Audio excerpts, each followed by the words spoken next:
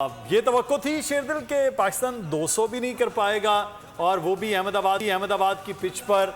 और सिचुएशन ये होगी।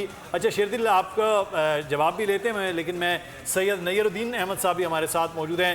नईर भाई, आप बहुत शुक्रिया मैच के, आपसे भी बात करते। जी शेरदिल, आप आगाज़ कीजिएगा जब मैच हुआ है।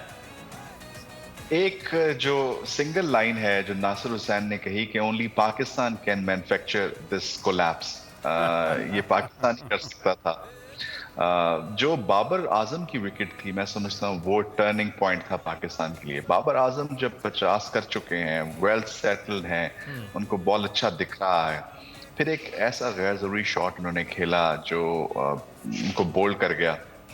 वहां से फिर टीम पे जो है वो मुझे लगता है कि ज्यादा बॉलिंग से की बेनिस्बत जो प्रेशर है वो पाकिस्तान ने अपनी विकेटें गिराई हैं। उस प्रेशर के अंदर आकर मैं समझता हूँ बॉलिंग अच्छी थी, not up to the mark. खासी वेवर्ड बॉलिंग की शुरू में उन्होंने, लेकिन उसके बाद उन्होंने अपनी लाइन को थोड़ा सा पुल बैक किया और एक प्रॉपर लाइन के ऊपर उन्होंने with in the stumps bowling शुरू की। उससे स्कोर हो रहा था लेकिन विकेट्स नहीं मिल रही थी। विकेट्स हमने खुद अपने हाथ से अगर दी हैं उनको। और समझता हूँ कीर्ति यादव ने अच्छी बॉलिंग की है। बाकी सिराज ने, उनको पता था कि जिस तरह वो पहले बॉल करते रहे हैं उस तरह उनको विकेट्स नहीं मिल रही थी, तो उन्होंने कुछ वेरिएशंस ट्राई की हैं और मेरा ख्याल है पाकिस्तानी बल्लेबाज तैयार नहीं थे उन वेरिएशंस के लिए।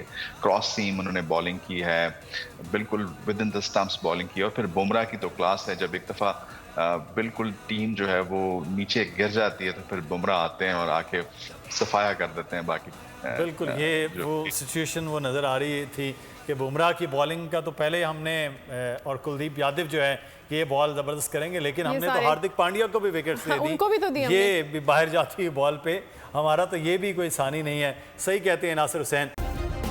सब्सक्राइब करें और बेल दबाएं ताकि कोई खबर रह न जाए।